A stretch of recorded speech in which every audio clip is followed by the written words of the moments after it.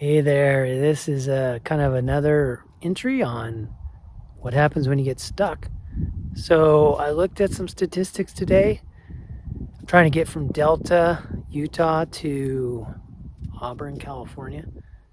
And the statistics said that there were record rainfall places in cities that were scattered along the route or really kind of to the south was Tonopah, a record amount of rain today. And then to the north was Winnemucca, a record amount of rain for this time of year. So, I mean, obviously it's pretty unstable through the Nevada desert, which you wouldn't think so, and it's a record. So that was a good call not to go today. And, you don't want to get stuck between a rock and a hard place, or in this case here, a cloud and a mountain, which could easily happen. And there's no out. There's very few airports, all of which seem to be overcast. So how do you even, if you're above the clouds, how do you get down? If you're below the clouds, and then there's a pass with a bunch of clouds obscuring the pass.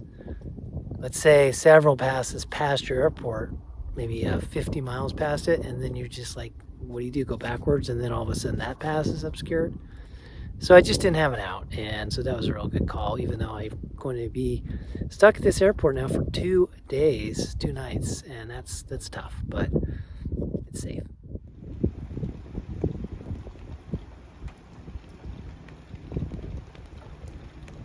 Yeah, so here we are, and it's raining, and I'm hoping to get out of here, because it is getting better to the west.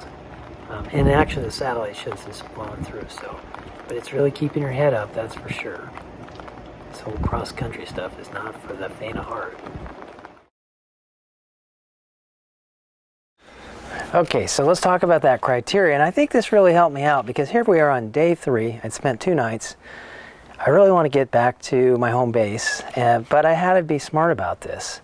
And so here's what I wrote to myself. Number 1, broken to get above the clouds.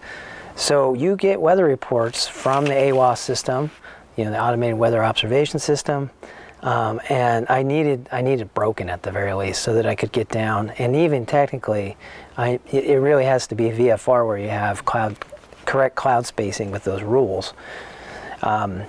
So, scattered would even be better. Number 2, determine an out. So where to land. Like I said, there's very few airports. I don't think you really want to just plan on your destination. So really there were no outs at that time in the morning. Tonopah was starting to clear, which is in more the western part, southwestern part of Nevada, depending on how you look at it. From my perspective, it was the height of the clouds. I really had to worry about the height of the clouds, and then the fact that it was broken if I needed to get down. And then I wrote preferably I would also be able to get down, if I'm, let's say, flying 14,000 feet, which is your maximum, that I could get down to 12,500 and below for the VFR rules in terms of oxygen. So we don't have an IFR rating, we don't have onboard oxygen that's continuous, and so we have a problem there. And so I wanted to make sure that these sections I could do that. And it really got tricky with the satellites, to be honest, to figure it out.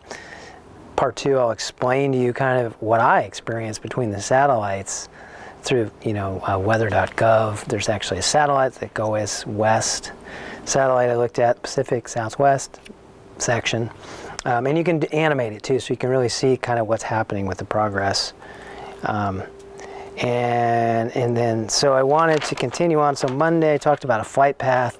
And so what I really started doing then is looking at where are the low passes. So there were some low passes over these mountains. Basically Highway 50 that goes across Nevada was kind of a help. There were also some VORs that I could do. And then this idea of GPS waypoints where these passes were, because I could mark that on my electronic maps.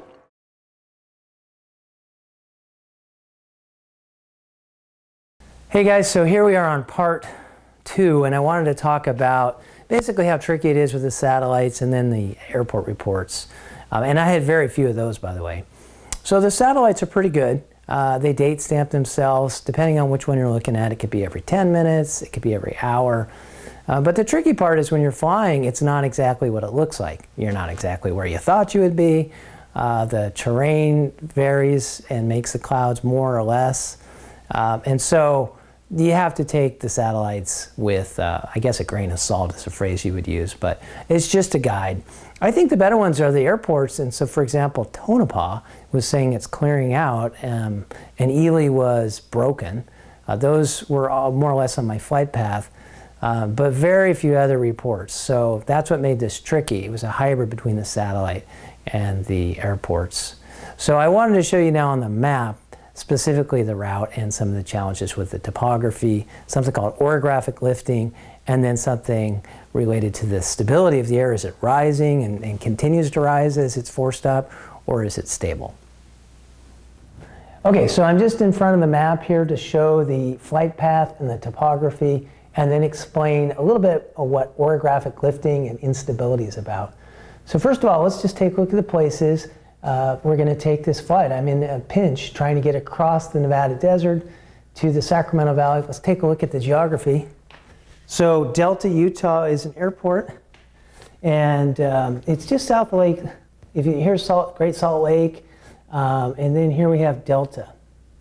And there's a Highway 50 that goes across Nevada. You should be familiar with. Here's the city of Ely. There's an airport there. Here's the city of Eureka. There's an airport there. These are small airports. This one's pretty good. These ones are really tiny. And at the time I'm looking, all these are obscured. They're overcast. And then I also knew about over in here, Carson Basin and Urrington, Nevada. Okay, so these are airports as well. So you want to keep track of your outs, as I mentioned in another video, or just another take, I should say.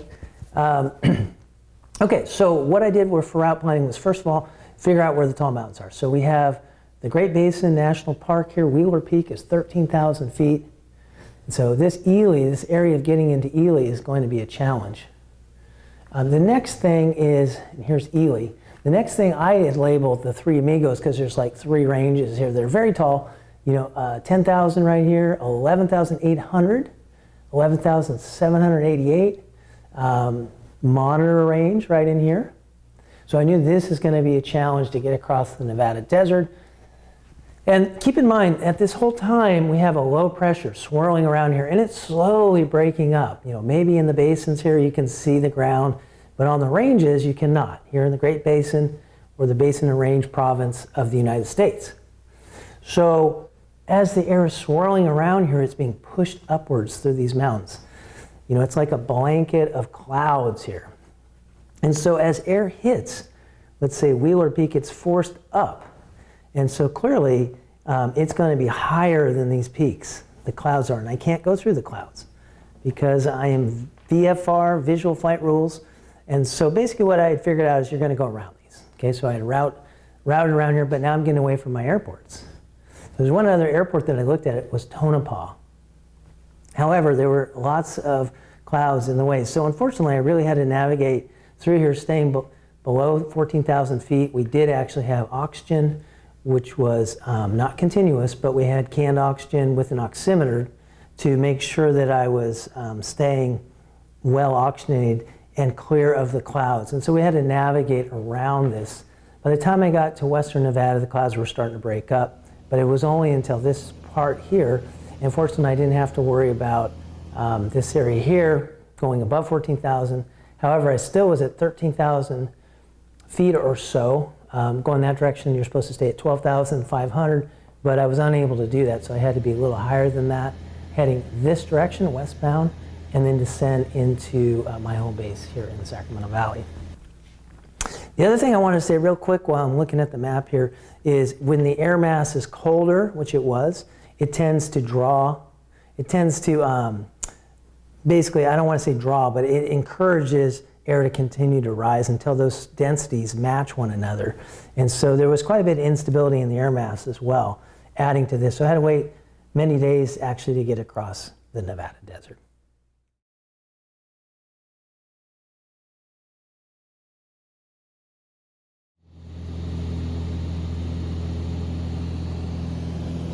So as I'm moving along here through the clouds, even Delta, I can see that it looks pretty good, but ahead of me here, it looks like the mountains are obscured, and so I'm going to have to go around them for sure, where we don't see those high puffer clouds as much. Yeah, boy, that was really amazing getting past some of those high spots, trying to stay VFR. Definitely taking supplementary oxygen.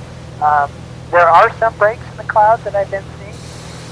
So again, being careful of these puffer clouds, we're going around them. Being careful not to get too high, taking supplementary oxygen. As I've come around the Three Amigos, I've noticed that it's much smoother. In other words, there's no puffers, and we're able to fly well below 14,000 feet and take supplementary oxygen. And you can see as we get closer to Sierra Nevada, we can break it up. So in front of me now, I can see the Sierra Nevadas, and there's a little bit of clouds there. It looks like around Lake Tahoe, but it shouldn't be a problem to stay in the VFR range. And then on the backside of that, looking at the weather, I can tell it should be clear all the way to Sacramento.